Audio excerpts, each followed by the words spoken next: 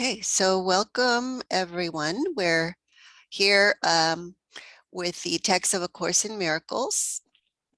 My name's Eloisa Ramos, and I'm here with Sonia Ramos. Hi, Hi. Sonia. Connie Mancibo and Teresa. Remind me of your last name, Teresa. Ready. Ready. Okay. And we left off on the first chapter, which is the meaning of miracles. Principles of miracles, and we did up to, was it up to 14 or did we also cover 15? I don't remember. I think we left off on 14, so it won't hurt to go over 15 in case we missed it. You know, in case if we did it already, that's fine. But if we didn't, then we'll just repeat it. So I'll go ahead and read, and then Sonia, and then was it Connie and then Teresa? Yes. Okay. So, Okay. All right. So principle 15. Each day should be devoted to miracles. The purpose of time is to enable you to learn how to use time constructively. It is thus a teaching device and a means to an end. Time will cease when it is no longer useful in facilitating learning. Okay. Okay, so anyone?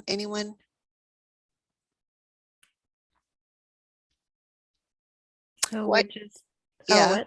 Go ahead. I was going to say, why should we be devoted? Why should each day be devoted to miracles? Well, no, you can go ahead. No. Tell me. Oh, no, it's just a number 2. The purpose of time is to enable you to learn how to use time constructively. So really, it doesn't really matter what we use time, like time isn't really even there, but we give the purpose to time, right? That's the only thing we can do. Yes. So the purpose of time given by the Holy Spirit is to enable us to learn how to use it constructively. And so the constructive use would be to devote it to miracles. And let's just review kind of what a miracle is. Do you guys remember?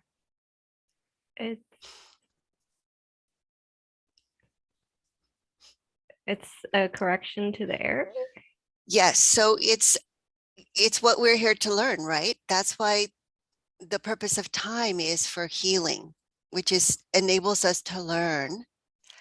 And what are we learning? We have lessons to learn, right? And we have lessons to learn because we have taught ourselves incorrectly. So we no longer remember our true identity and our true self. And the miracle is a reminder because it's a shift in perception from what is false, okay, which is separation, bodies, a world that is not eternal, a world that is one of attack, of loss, of death, of pain, of sickness, okay? And the miracle undoes all of that. So it's reminding us that it's not true, because if it was true, that could not be undone.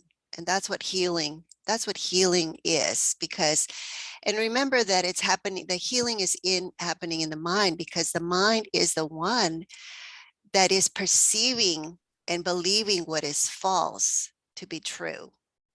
And that's why we have to work with our perception, which is the mind that perceives separation. And so let's see. And so it's a teaching device and a means to an end. Yes, so the miracle is how we learn what we are in truth, which is the end, but it's also the means, because its source is love, and the means is forgiveness, and forgiveness is an expression and a demonstration of what is true, which is love. And so it's also the means and the end. Remember what the beginning of the course said, that the aim of the course is not to teach us love, but it's to remove the blocks to the awareness of love, which is the end, the recognition of what we are in truth. And so, Sonia was mentioning the time is not real either. So the time will also stop or cease when it is no longer useful in facilitating learning. And you can think of it in terms of, if you believe in karma and that we're here to learn our lessons so we don't keep repeating them. Well, once we've learned all our lessons, then the mind is healed and there's no more learning that's needed. So in heaven, learning is not needed. So on earth we heal, and in heaven we create, and only a healed mind can truly create, because the unhealed mind is miscreating perceptions of separation. And that's what we see in the world. We see division, we see conflict, we see disagreements, all of that. And so the miracle, each day should be devoted to miracle, means each day is an opportunity to practice forgiveness and therefore choose love instead of conflict and fear. Okay. Okay, 16. Okay. Miracles are teaching devices for demonstrating it is as blessed to give as to receive. They simultaneously increase the strength of the giver and supply strength to the receiver. Mm-hmm. Okay, any ideas on that?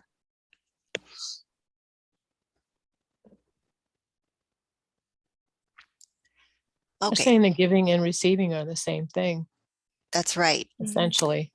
Yes. And because they're the same thing, they reinforce what is true. Remember, the course talks about extension when we share. In the world, often we think of sharing, of giving as a loss, because we think in terms of material things. We think in terms of bodies. So if I give you, let's see. So if I have a pillow and I give it to you, then I don't have a pillow. Okay, I lost my pillow. Okay. And I'm going to be without my pillow, and now I'm going to sleep without a pillow, and maybe I'm not going to be very comfortable. Okay, so that's going to be a change. I'm going to notice that as a change. Okay, but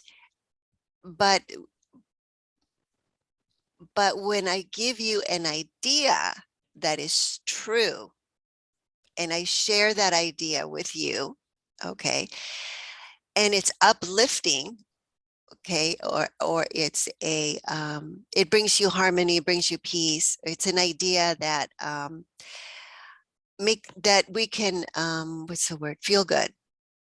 And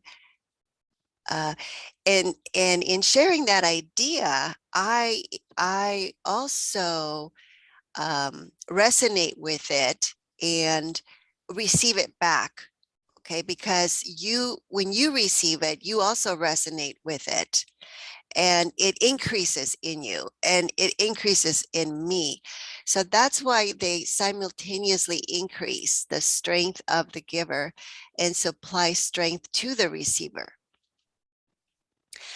because it recognizes that we're one mind in that sharing of that idea that's true. The mind let's see, there's a oneness there, and the Course in Miracles calls that a holy instant, when we recognize the oneness that we are, because we're seeing past the body.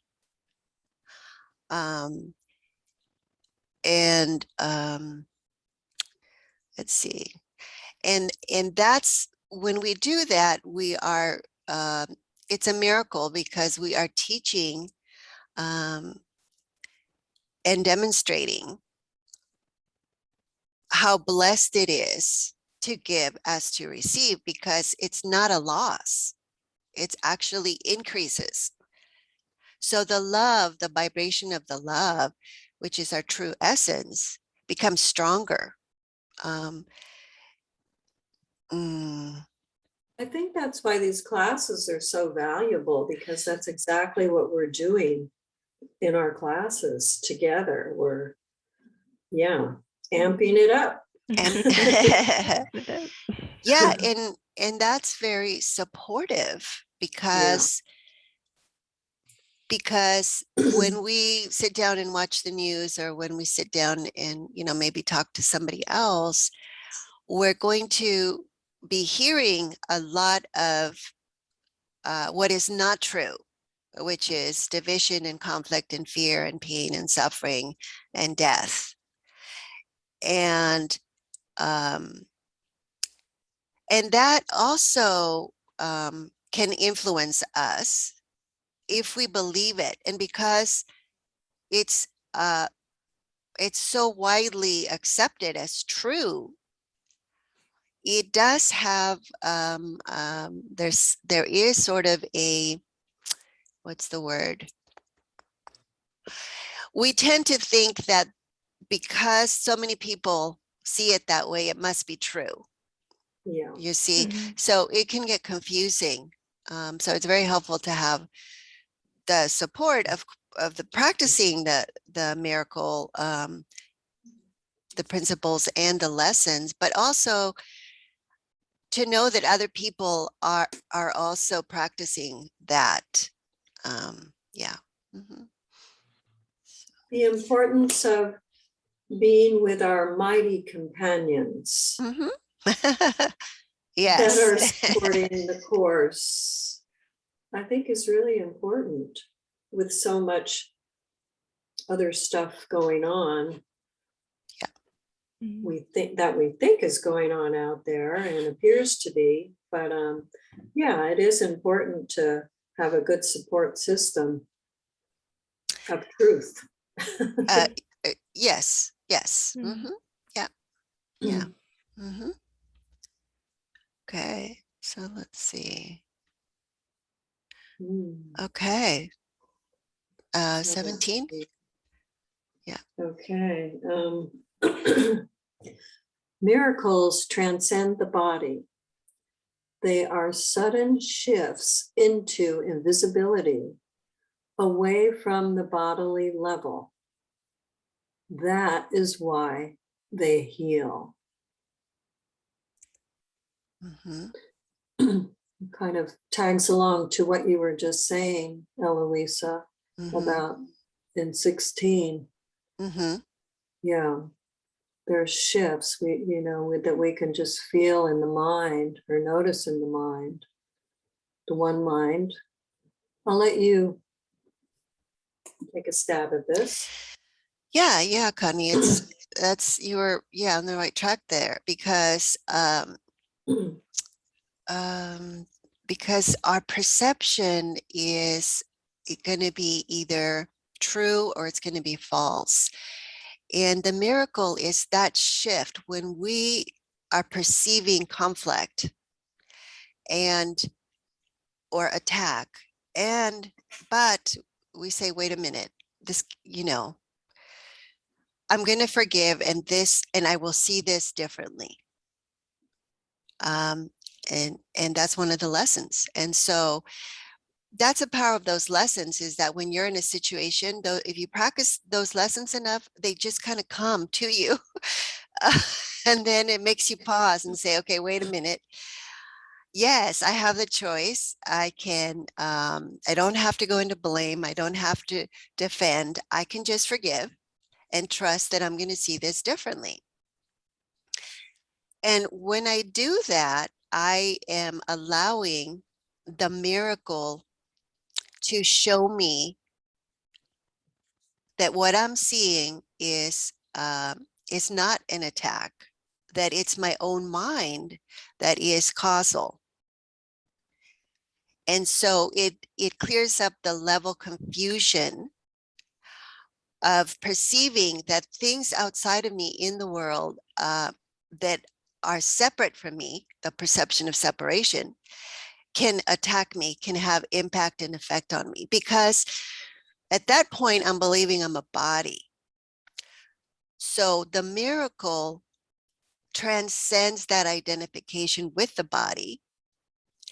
And that's why their sudden shifts into invisibility, meaning I recognize I'm not a body, and I recognize that you're not a body and that we are one. Once I recognize that we are one, I'm not going to blame you, because I'm going to recognize, okay, wait a minute, my mind is behind this. This is the cause of this problem I have. And because it's coming from my mind, I have the choice to let it go and to perceive it differently. So I can see this differently. And when I forgive it and recognize that there's nobody there, what's the other lesson? It is but me I crucify. I can take that power back in my mind and say, okay, and I can also forgive myself. I don't have to punish myself. I don't have to attack myself in this way. You know, I can choose love. And that's the healing. That's why miracles are healing, because it shifts the identification from the body to the mind. So I have a question. Okay. So, you know, we talk a lot about nothing out there can harm us. What about when I'm having a little bit of a challenge, the body, my own body is doing something that I'm concerned about? Yes. Have I been separated from myself, the small self? Yes, because if you just listen to yourself, the way that you express that, you're making the body as if it was a separate self that is doing something to you as a body, not a body.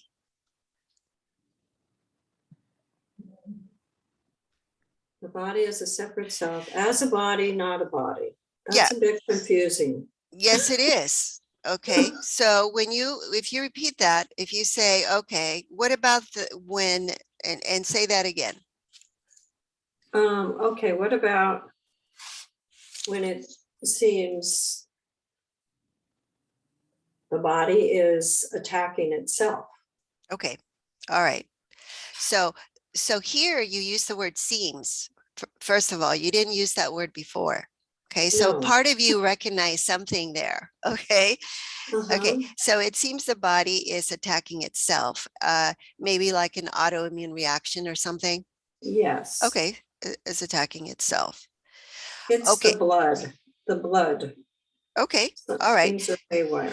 All right. To be okay. All right, so what you're saying is that the body is split, that there is part of the body that is being attacked and part of the body that is attacking. Yeah, that's what it feels like. Okay, and do you have two bodies? No. No, you only have one. Okay, so the problem you just expressed is a problem of perceiving separation in the body where there is none.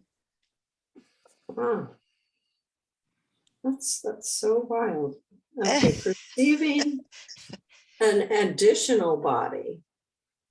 Well, not so much an additional body, because there is, just one body. Okay, Yeah, so but the I'm perception, perceiving. I'm exactly, perceiving. yes. So I am perceiving, yes, the body as being both the attacker and the victim. Okay, and what that means is that the perception is split. Mm. Okay, because the body's not split, it's just one body. Uh-huh. Okay, so what is split here is the perception, and that's the belief in separation. It's a Mhm. split mind. Okay, and when you say Mhm. I am doing this, what you're saying is I am a split mind. Mhm. Okay, and so we have to look at what we mean by mind, because mind was not created split, it was created whole. Right? Yes. Yes. Okay. All right. So when we think that there's a split mind, it's perceiving, opposites like victim, victimizer. Okay. That's ego perception, the belief in perception. I mean, in separation, ego perception. You see? Yes. Okay. Okay. In that I ego perceiver Mhm. is a belief that we separated from our source, from God, Mhm. and are operating on our own now, independent from God. Okay, which is not true, but we want to believe it's true. So we want to believe that we are this I that is an ego that perceives separation, that perceives opposites. Okay, and once, and because we want to believe that, that's what we see.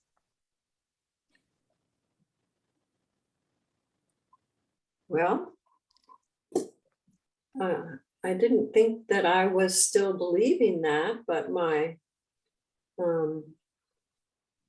yeah, my physical symptoms say otherwise, or lab work says otherwise. Exactly. And that's what the body and the physical world does. It is a reflection of our thinking, of our ego. Okay, the belief in separation. And that's why we can use any of these things that show up for us as problems in the physical world, Mhm. okay, to know what needs healing in the mind. Mhm. And that's one of the lessons that we're here to learn. I mean, it's really the main lesson that we're here to learn. So it's going to show up in a lot of different ways until we finally get it. Okay, I'm not really this I that's separated from God, because the self that I really am is whole and complete. It's not a body and it's not an ego. And because that's true, I cannot be sick. Okay. And sometimes it just feels really old, the whole autoimmune thing, and It is old, yeah. working with that. Yeah, Yeah. it doesn't have to take a long time, but it feels like it does. Okay. Yeah. Yes. So the feeling is the past. Interesting. Yeah. Yeah. Yeah. So anytime we feel something, we are taking guidance from the past experiences, learning, genetic stuff, programming we already brought in with us. And so we resort to feeling that as a protection for the perception of separation. Because what is it that tells you that your perception is true? It's your feeling. Well, I look at this piece of paper and go, oh, this is not normal. I'm speaking about the lab. Oh, yes. Okay. So But that tells me, oh, this isn't right. This is, well, yeah. yes, it's not normal, but remember that that's a judgment. Okay. Normal does not mean our true essential nature. Okay. Although we want it to mean that. Right, right. That's a good point. Yeah. Yeah, Yeah. Normal changes through time. I mean, right? If you didn't believe the world was flat a couple thousand years ago, you were not normal. good example. Okay, normal is not the truth. Boy, thank goodness. Thank goodness. There you go. Because we're seeing a lot of that out there that appears to be normal. Yes, and that's why we accept it, because we think that Mm. normal is Oh. the standard for what is true. Because we have collectively accepted it that way, but it's false. We collectively believe it to be true. No different than believing in Santa Claus when you're little. Okay. And once you learn it's not true, you stop believing in it. Mm. And then you don't wait around, you don't like try to be good to get presents at the end of the year kind of thing.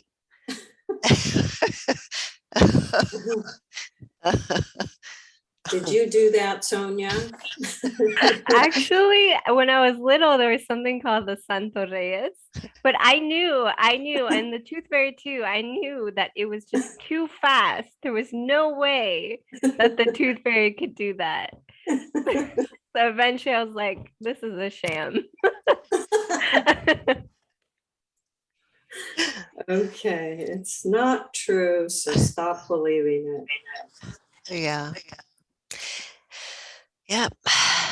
And it kind of takes us to the idea of the authority problem, because it comes from medical authority. We've made medicine an expert in the body, and why wouldn't we believe what they say about our body? You have to really recognize true authority is not of the world. Mhm. Yeah. Okay. And that's why we receive the miracles, because they come from beyond the world. They're a blessing, they're a gift from God. Let's see, like it says there, miracles transcend the body. Hello. Yes, exactly. And in number 16, it says that, they're devices for demonstrating it is as blessed to give as to receive. So there's a blessing in giving and receiving the miracle, because the mind begins to recognize true authority instead of just blindly assuming and following worldly authority. Not that it's a bad thing, because obviously doctors are really have good intentions. They're trying to be helpful, and they're doing the best they can. This is how they were trained, and a lot of times we really do need their help. But other times it's not a good idea to believe everything. So anyway, okay. Yeah. Okay. So number 18. A miracle is a service. It is the maximal service you can render to another. It is a way of loving your neighbor as yourself. You recognize your own and your neighbor's worth simultaneously. Mm-hmm. When I Yeah. think of miracles, I think that it's an act of love, basically. Yes. And when you love someone, it seems to amplify itself Mm-hmm. in recognition of the other's love for you as much as your love for them. Mm-hmm. Mm-hmm. Mm-hmm. That we are all the same. Yeah, Yes. exactly. Yeah. Mm-hmm. Yes, and therefore you're worthy. See, you recognize your neighbor's worth simultaneously. So you are recognizing, by receiving the miracle, we're recognizing our worthiness of love, because a lot of times we make the judgment we are undeserving and unworthy of love. And so we deprive ourselves of love. We deprive ourselves of good things. We limit ourselves. We punish ourselves, whatever. And um, and so to recognize that we are worthy and that we are equal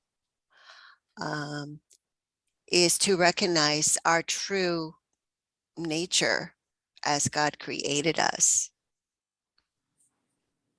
And and for that reason, it's a service because it's helpful. A service as being truly helpful. Yeah, that's a powerful line. A miracle is a service. Yeah, that really spoke to me. Yeah. Yeah, and sometimes I may think I'm being helpful, but I'm not being helpful at all. I, or sometimes, people are really trying to be helpful and we have to tell them, just stop being helpful because you're not helpful. I mean, we don't want to say you're not helpful, but, you're not making it any better. It's actually it's more stressful. Yeah. Yeah. So, yeah. We mean well, okay? And we think we know what we're doing, but we don't always know what we're doing. And sometimes it's better to just not do anything. And have trust that things are going to be okay. But we're so used to taking charge, you know, do something, help me. And it's like, what am I going to do? I, I have no training, I don't know what the problem is. And so that is kind of like believing that my problem is not being caused by my own mind, and therefore I cannot help myself because I didn't make the problem.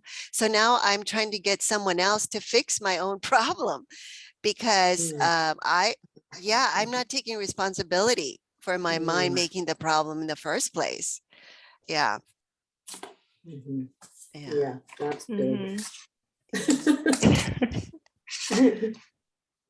And basically the help is within us all the time. We're just always looking for the solution outside because we've placed the problem outside of our mind. Yeah.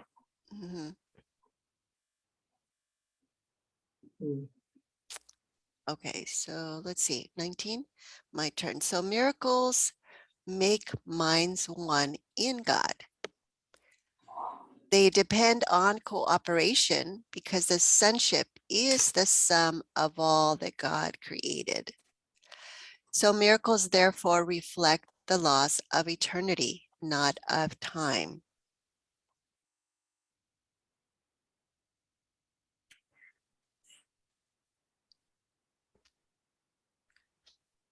So I have a question on number 3.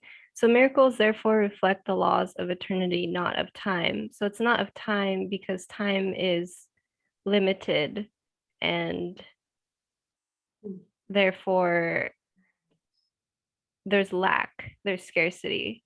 Mhm.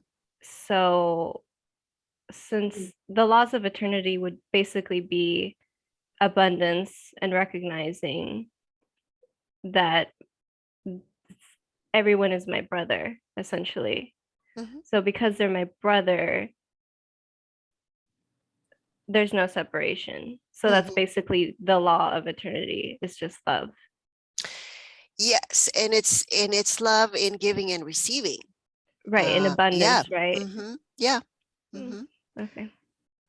And so when you think about the problems that we make, okay, because there are no problems in eternity. It's oneself. So why would there be conflict? Why would there be fear? There would be no fear of death, right? There is no death. Um, so and the miracle is out of time. So it's not constricted. It's not uh, yeah, so because it comes from the source, true source, which is love. And therefore, time cannot, what's the word? Cannot oppose it. Okay.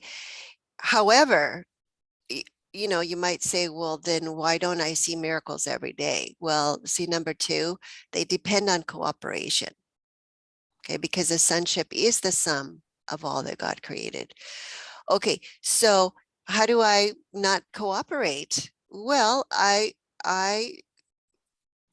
close my mind to forgiveness, which would teach me that we are one mind.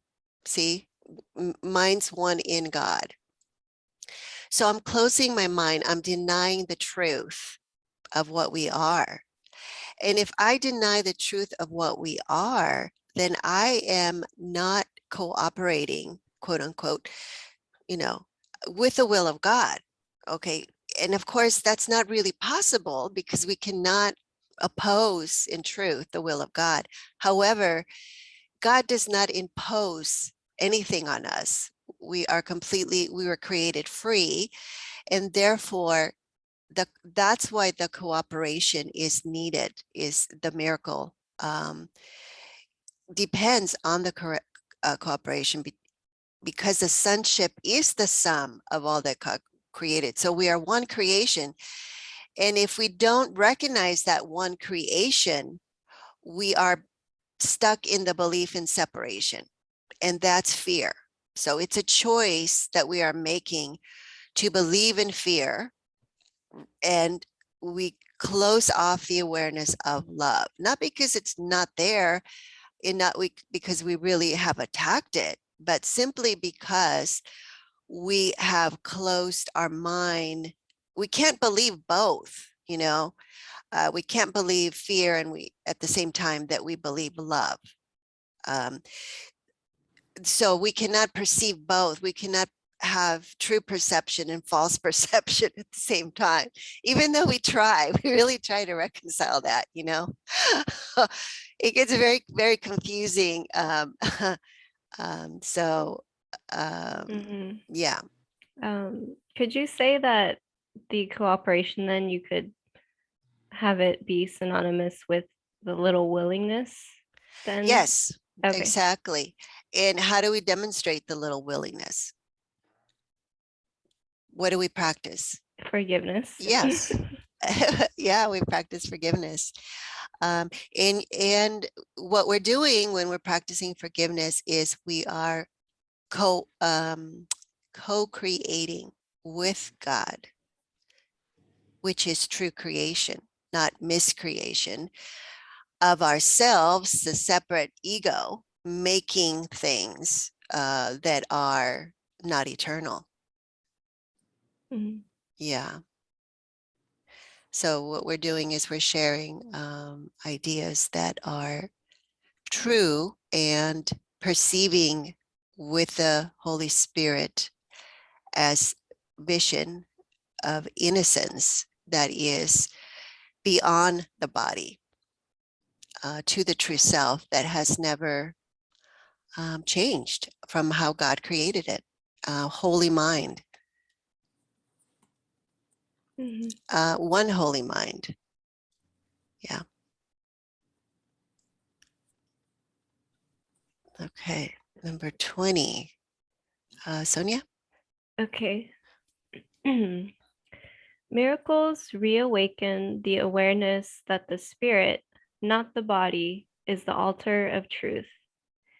This is the recognition that leads to the healing power of the miracle.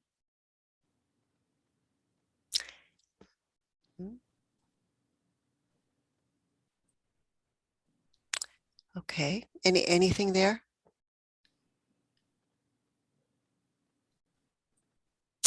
It's a very common misperception to think and feel that what we are is in a body. Okay, because the perception seems to be coming from inside the body as we look outside.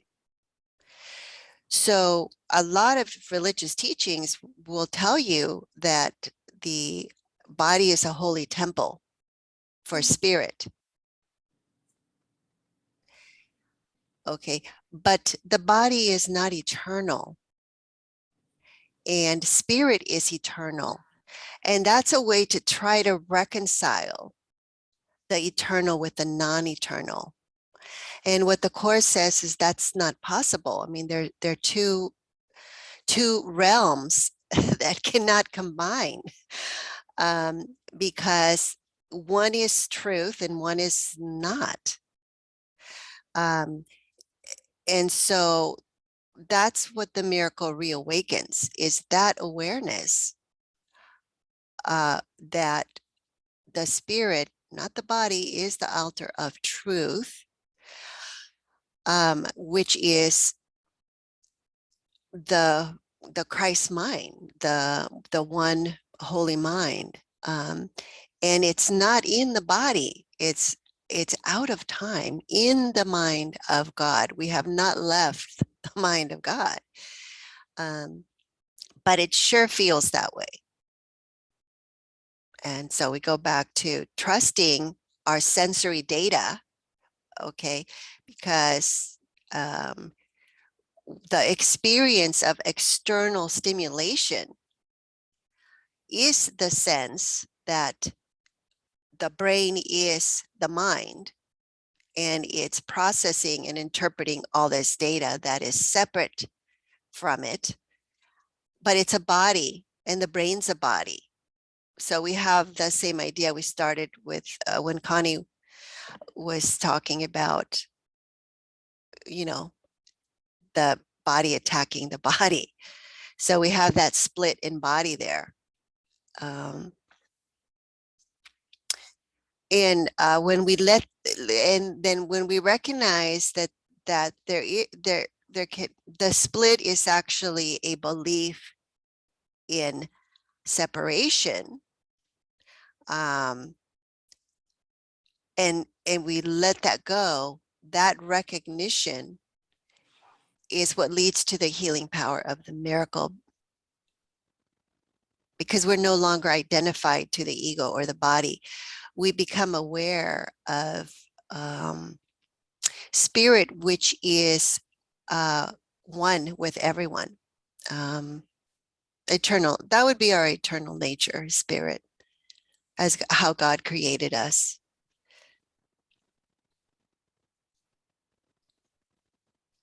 Or we could also say that's the content of what we are, not how we look like, not the image, not the symbol, but the content, the essence.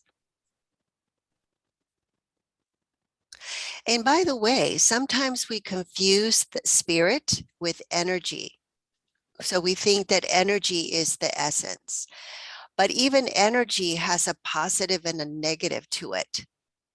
And we believe it can oppose itself or attract, magnetism. So that's not spirit either. Spirit is beyond any duality, any opposition, any, contrast. Yeah. That's a really good point, because a lot of people say that, compare the spirit with energy. It's an energy. Yeah. Yeah, I think I've done that before too. I think I thought that's what it was. So if you were to describe spirit as best as we can, what would that look like? It wouldn't look like anything. That's the problem. Yeah, it would be neutral. Neutral?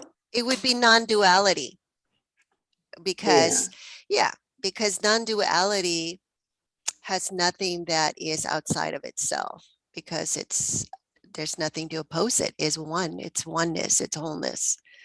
Mm-hmm. Yeah.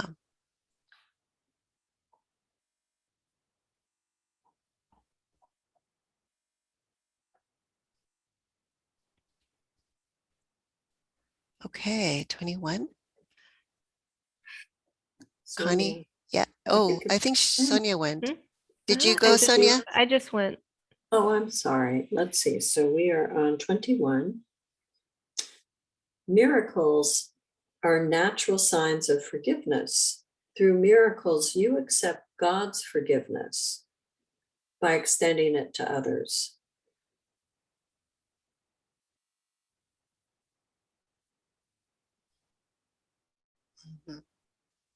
And when I give my forgiveness to someone else, it is coming back to me. Yes. And how can you extend it? Do you have to have it first? It's already there. God's already forgiven us. Exactly. And because you know that, you can give it and you can extend it.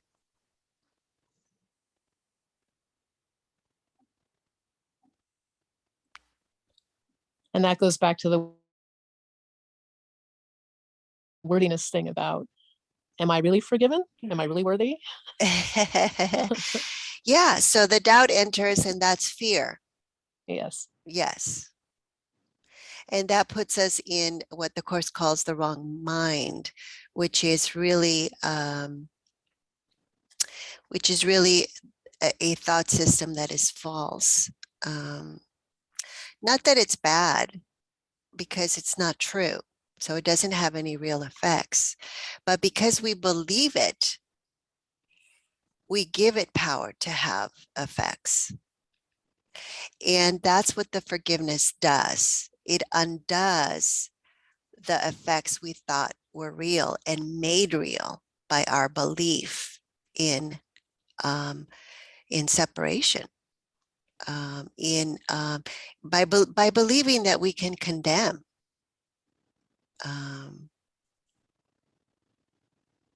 And so the miracle demonstrates that we have forgiven. Mm. Mm-hmm. Mm-hmm.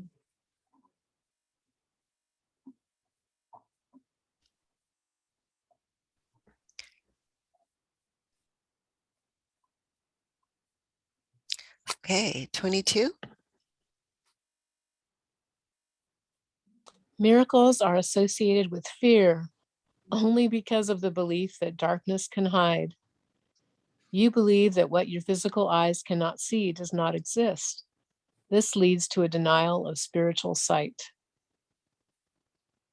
Mm-hmm. That goes back to the sensory thing that you were talking about, right? Yeah. Yeah, that trips me up sometimes, that like I'm not seeing anything right now. Like nothing that I'm like seeing with the body's eyes is not even there. Like I'm not seeing, because that's not sight. So I'm basically like just hallucinating everything. Well, it's like seeing, let's see, I could give you an analogy. It's really just seeing the past. Yeah. Okay. Yes. That's Mhm. so hard to grasp. It really is. Yeah. Because of number two. See, you believe that what your physical eyes cannot see does not exist. Yeah. So that belief says that we are making existence dependent on our physical eyes. Actually, it's very much like a child. Okay, Mm. so my grandkids, when we play hide and seek, okay, they will hide under a pillow and I can see their legs, okay, and they think, oh, I am hiding and grandma cannot see it, you know, and I'm like, where are you? Where are you? And they're just like giggling, you know, I'm right there, but they think I can't see them. You know, or when they're, you know, or even when they're smaller, you know, babies think that if they close their eyes, literally you're gone. You know what I'm saying? So the whole world disappears because your eyes can't see it. So it's the belief that that existence is really what the eyes can see, and what the eyes can see is nothing because um, it's all it's all past interpretation. Okay. uh and you know, they, in the course it says you see a cup, you know, you see this and you say, oh, I know what that is. That's a cup and it has water in it. Okay, well, those are all labels that we learned. Okay, how do we teach a baby to talk? We say, okay, cup, you know, cup, and what's that? Water, you know. Okay, so ask for water, say water. So we're literally training them to see the past, which I learned. I learned this was a cup and I learned this was water. Okay, but those are just words. They're just labels. What does it mean? Okay. Um, and we can't experience what it really is because we already think we know what it is. We think it's water and we think it's a cup. Um, and um, and we just operate that way pretty much with everything. And so we do that to ourselves too. We look in the mirror and we say, oh, see, that's me. I mean, we tell kids that, you know, you show them the first time you see the baby looks in the mirror and you say, see, that's, you know, that's little Sonia, you know. And so, and it's very easy for the kid to think, oh, I'm an image. I'm in the mirror. You know, I I remember when my mom had Alzheimer's, and she would be looking at the mirror in the bathroom, and she would be trying to share her food, you know, with the image that she saw in the mirror, you know. So she couldn't distinguish. She thought it was really, maybe she probably didn't recognize her own image, but she thought it was somebody. There was somebody there, and she was trying to share her food with a mirror, you know. So it's a little bit like that, you know, we literally think that what we see is real because we think that that's what exists, and anything else does not exist. So Okay, so yeah. question. You know, it really gets tricky for me. Okay, so yesterday I was out walking along the wetlands and it was just beautiful. The sun reflecting on the water and, you know, the beautiful trees. So that all seems very real. And I don't know how the past actually represents what I'm seeing in those moments. Okay, well, it's a contrast, right? Once you say, oh, this is so beautiful, okay, you can think of another time when you were walking along the same path and maybe we had those fires really close by and there was smoke everywhere and you're like, oh my God, I shouldn't be walking here. I got to go home. This is awful. This is terrible. Is that true? Yeah, yeah. Okay, so you're looking at the exact same place different times, and you're coming to a completely opposite conclusion about what you're seeing. Mm. Okay. And so you have to ask yourself, okay, what changed here? And you're going to say, well, the environment changed. Okay. Okay, but no, the environment didn't change. It was just your memory that changed, the memory of the past. Mm. So we have so I say, okay, well, this glass with water, this is beautiful. Okay. And if I dump the water and I say, oh, it's an empty cup, it's useless, I'm going to throw it away, you know. So I have memories of both, Mm. you know, perceiving this and judging this as useful. And then, you know, perceiving something as useless. I mean, for the longest time, you know, I had to keep reminding the grandkids, okay, that's fine. You don't want that. You don't have to throw it on the floor. It was like, oh, yeah, this is useless to me. You know, it's like, wait a minute, it's not useful to you, but it might be useful to somebody else. Leave it on the table, you know. So, we forget that it's a value judgment. A value judgment. Yep. Mhm. Everything is a value judgment that we think we see. Mhm. Yeah. Oh. Wow, Same. plumber. Can you address the question about miracles are associated with fear only because of the belief that darkness can hide? What does that mean? Yes. So, so what we do is we're one mind, but we split it. We split it into conscious and unconscious. And and what we do is we make the unconscious kind of the darkness, the unknown. Okay. And we make that fearful because we forgot what we threw in there. And so the conscious part of our mind, which is the domain of the ego, is a very small part of the mind. The scientists will tell you that it's maybe 10% of the whole mind. And so the miracle, because it's not coming from consciousness, okay, it becomes associated with fear. The conscious mind thinks that it's coming from that unknown place, okay, where we are hiding things in darkness, and we don't want to go there. You know, if we throwing all our junk into a dark closet and, you know, all our mistakes, all of the regrets, all of the sadness, and we're like, oh man, I don't want to, you know, look at this. I'm going to throw it in that dark closet. And we dissociate from it. We're like, we forget it's even there, you know. And we, hey, we can manage with 10%, right?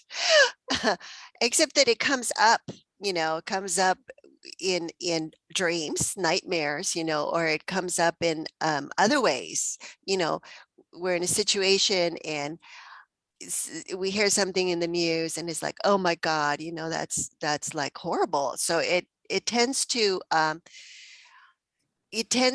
to come up, okay, because we haven't gotten rid of it. It's just, you know, we're just throwing stuff in there. So that's why the miracle is associated with fear only because we believe that we can hide error. Okay. And we make it the unconscious and we make it the unknown, and we reject it because we've judged it in some way, you know, bad or not good enough or shameful, or, you know, condemns us and makes us guilty. Um, and so when you think about darkness, okay, as soon as you turn on the light in the closet, there's no darkness in there. And the miracle brings light with it. And that's why it's a threat to the ego thought system, because as long as we, don't open the door to that closet, we don't flip the switch, we think we're safe from all that crap that we threw in there. Because now it's a threat. We think it's a threat to our sense of stability or our sense of happiness, or, it's an illusory kind of peace. Yeah, I don't have to look at that. I can just put it out of mind. And the miracle shows up because we open that door and we turn on the light and we invite the Holy Spirit in. And that's the miracle, because we look with the Holy Spirit at all that stuff that's there and it dissipates it. There's actually nothing there. And that's the experience that we have when the mind heals. It's like, yes, I have this awful, terrible shame and problem. And then, here comes the miracle, like the light switch that gets turned on. And it's like, oh, there's nothing there. I just imagined the whole thing. I imagined it was there. It's like a kid that's afraid and thinks there's a monster under the bed in the darkness. You say, okay, well, you got to turn on the light and look under there to see that it's not true. And then you can stop being afraid. And the kid's like, no way. I'm not going there. There's a monster under there. Well, there's no way to prove to the kid there's no monster under there unless he's willing to turn on the light and look. And so that's how we protect the thought system of fear. And it keeps us stuck. Yeah.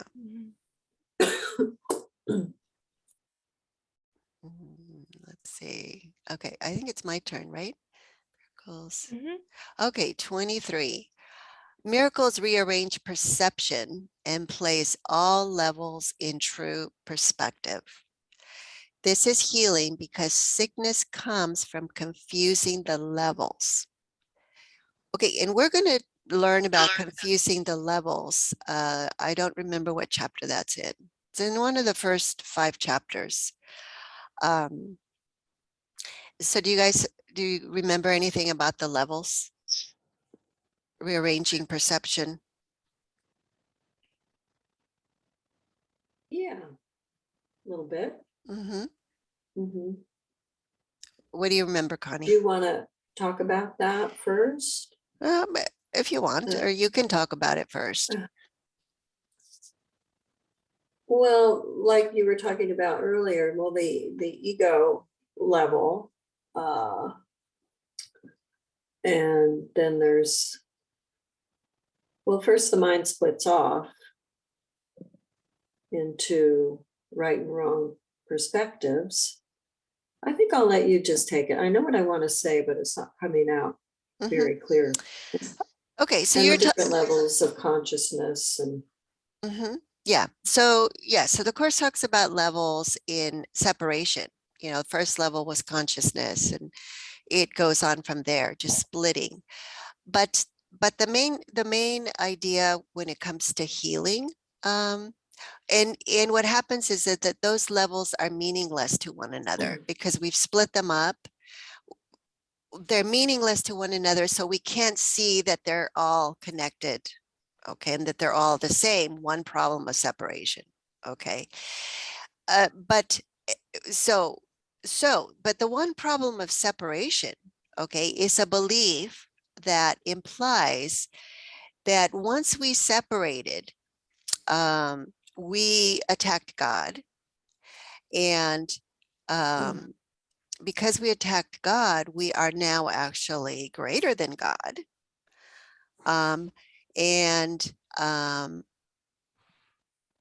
But being greater than God means that we are not God, okay, because we're not connected to God. And so we are a limited ego, body, brain, okay? And we think that the body is causal, that what is limited and not eternal is causal. And that's when we reverse levels. That's confusing the levels. That's why we get the sickness, because the mind is failing to recognize it is the only level of cause, and it's giving away its power by believing that the body is causal, and that the perception of separation is true. And and if that is true, then the mind is powerless to bring healing to itself, because it has just made itself the victim of the world that is a physicality of germs. We are now the victim of germs because, they're tiny little bodies, but God, they can kill us, so we are now at the mercy of the world, the physical world. The body is victim to other bodies. And the mind, the ego, is believed to be stuck inside the body. So it's going to suffer, and it's going to, because it's stuck in the body, so it's going to have to die with the body. Unless it tries to dissociate from the body and tries to like separate itself from the body, which it thinks it can do. um, but it can't, obviously, because it's perception, it's perception of separation, and you need a body to see with your eyes the separation. So the existence of the ego depends on the body seeing separation, and the ego and the existence of the body depends on the ego perception being split to be able to see bodies as separate. So it's kind of like a tag team, but so they're kind of working towards keeping the separation alive, but at the same time they battle each other, so I don't know if that helped, Connie. Let's see. But that's where the sickness, that's why the mind is sick, because it has decided that it did separate itself from God and is no longer eternal spirit.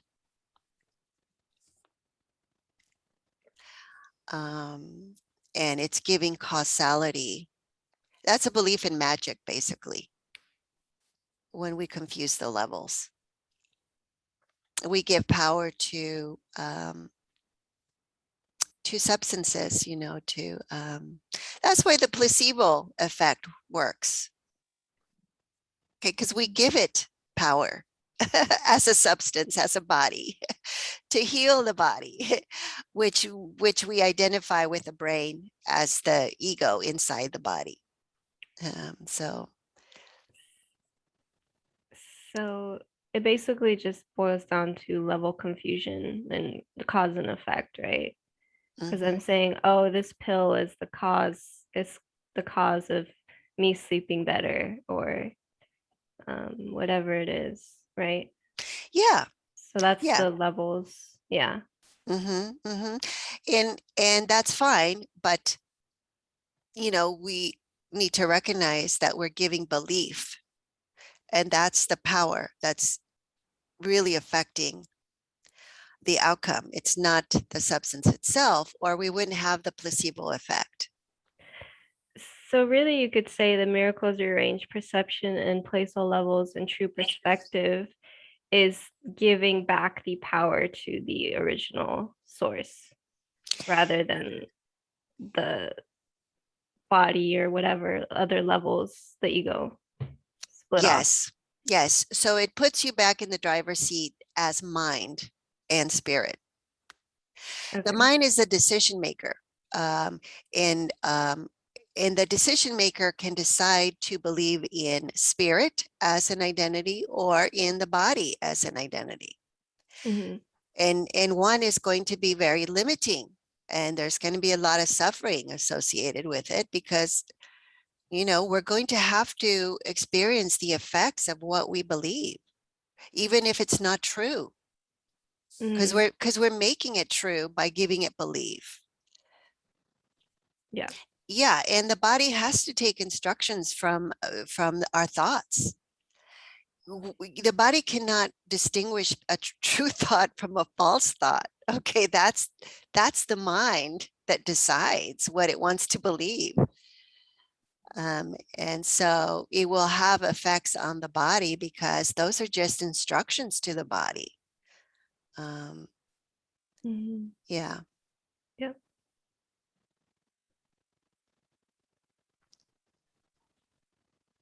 And so the miracle rearranges the perception so that it's true perception, so that it's in alignment with what is the truth of what we are. And therefore it's a reflection of the true light of what God is in truth, and not a distorted perception of what God is, of what we are, of what the world is, which is false perception.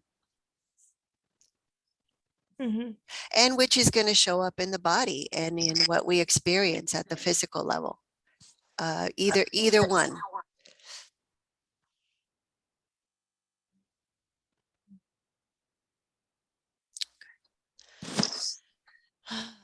Okay, let's see. 24. Is it my turn? I don't remember who read last. Did you read, Connie? You read last. Oh, So I it's did. Sonia. Sonia, Oh, okay. Thank you. I didn't remember either. We're on 24. Yeah. Okay. Miracles enable you to heal the sick and raise the dead because you made sickness and death yourself and can therefore abolish both. You are a miracle, capable of creating in the likeness of your creator. Everything else is your own nightmare and does not exist. Only the creations of light are real. Can you scroll down a little bit, Eloisa? Sure. There we go. That's a beautiful one. It really is, yeah. Yeah. So anything there?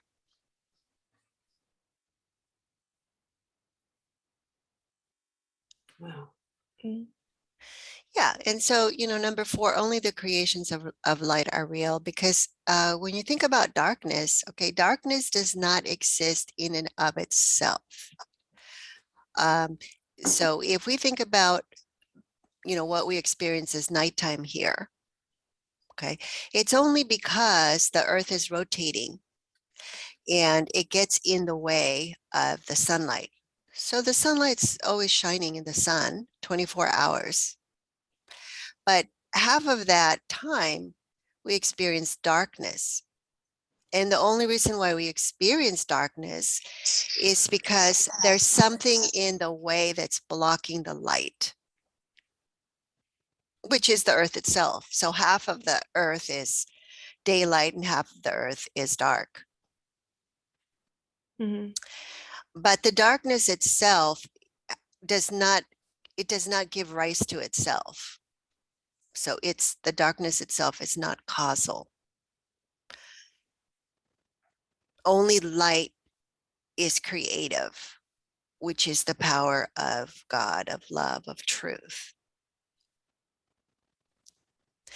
And only that is real. That's why in the summary, in the introduction, that where we read, let's see, nothing real can be threatened, nothing unreal exists. Herein lies the peace of God. That's basically the summation of the whole course. And let's see. And so we, and of course, number 1, miracles enable you to heal the sick and raise the dead. That's what Jesus did, because he recognized that they were not real creations. Okay. And his mind believed that, understood that, knew that. And that's why he brought in that light that dispelled those ideas in the mind that was sick.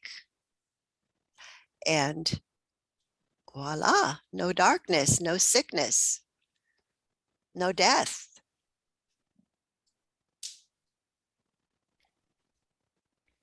Mhm. Yeah. So, and he was a teacher, and I mean, he was teaching in practice what we are. We are that miracle because the source of all miracles is love. And that's what we are. We can't be anything other than love. And so when we are not forgiving, when we are withholding love, we're literally withholding ourself and making ourselves small and limited ego bodies. And therefore, we are not going to be capable of creating in the likeness of our Creator because we believe that we have changed ourselves, which is not possible. But that's what we believe. So we can believe anything we want. But then again, once we believe it, it's going to be our own nightmare of darkness. Even though it doesn't exist, we're going to experience it. Because we've just made ourselves unreal. We've made ourselves into a little character in a dream. And of course, the characters have to suffer the consequences of what's happening in the dream because they're dream figures too. I hear a lot of people talking about transitions, not just the end of life, but, oh, everybody's transitioning. I'm transitioning now. My mother just died. I'm going through a transition or whatever. And I was reflecting on that and wondering your thoughts on that and just thinking, well, we actually don't transition. That's not possible. Yeah, so it depends what they mean by, I am transitioning, I'm right? going through something, and so something's changing in me. Okay, well, it could be a miracle, a change in perception. Okay, but if they're believing that their bodies or that their personalities, and that now they're going to be a different person, okay, then they're believing they can change themselves, that what happens has changed them. Do you see what I'm saying? Yeah. So so it depends what they mean by that in terms of the I. So, but you can say, however, as a collective, that because we all contribute to that collective mind, and the more healing work we do ourselves as, an I that is separate with separate problems, personal problems, unique problems.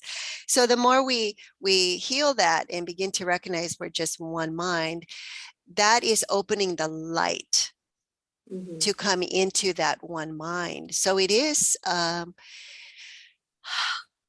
so the collective mind as a whole, I think is beginning to awaken from that night, from your own nightmare. So I think more people are beginning to see that we are the ones that are responsible for our own nightmares. And once we begin to forgive that, we will see that they're not real because the dark just vanishes. And the whole process in our mind teaches us that it's not real. And therefore we stop believing in separation. And that is a blessing to everyone because it's easier to recognize. Just like I was saying, the more people believe something that's fearful, the more the vibration is going to have a pull, it's going to try to pull your vibration down, or it's going to, but it's also the other way around too, so yeah. Mhm. Did any of you watch that music event that was on the television over the weekend? It was like 5 hours of different musicians. Oh, no, I did hear about it, but we didn't watch it. Well, it was interesting. Santana, he's a pretty cool guy.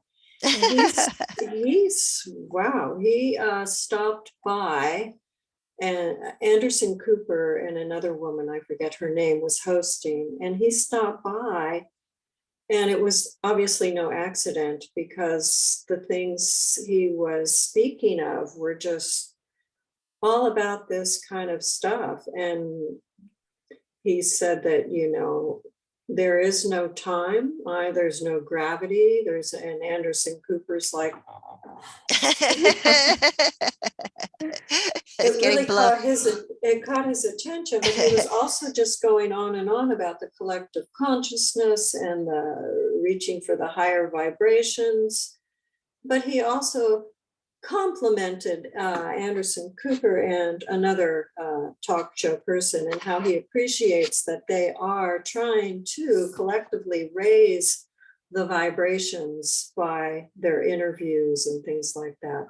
But he was really saying and talking about miracles. He's quite something. Yeah, it was great to see that. Yeah, he's a student of A Course in Miracles. Yeah. Is he actually? Oh, yeah. Oh, I didn't know that. Yes. He was saying all this stuff. Yes. Oh, fantastic. Yeah, for a number of years, for many, many years. We went to see him in concert, I don't know, gosh, at least maybe 10 years ago. And his background, he had, the dove flying in the background. Right. And yeah. Yeah, but for him to go on that big of a venue and speak was like, okay, this is really great stuff. Yeah, and he's in a position to do that, because how he was the only one who strolled by to have a chat with Anderson Cooper, and it did catch his attention, and the other woman, I forget, very much so. Yeah. So you could just really sense sense the connectedness in that whole thing, and how powerful that can be. Yeah, cool. it can open little doors for people, because that's amazing. That's great. Okay, so let's see, this is usually the time we stop here. Do you want to let's see, we're on number 25. Are we on number 24? Let's see. Well, let's see if we really are we done with 24? Is there anything else there? I wouldn't mind starting with that again and just reviewing it. Next time. time. Kind of a big one. Okay. Okay, we will do that. At least that's my thought. I agree. Yeah. Okay. So we'll pick up on 24 then next time. Okay. Oh, it's a long week until I see you.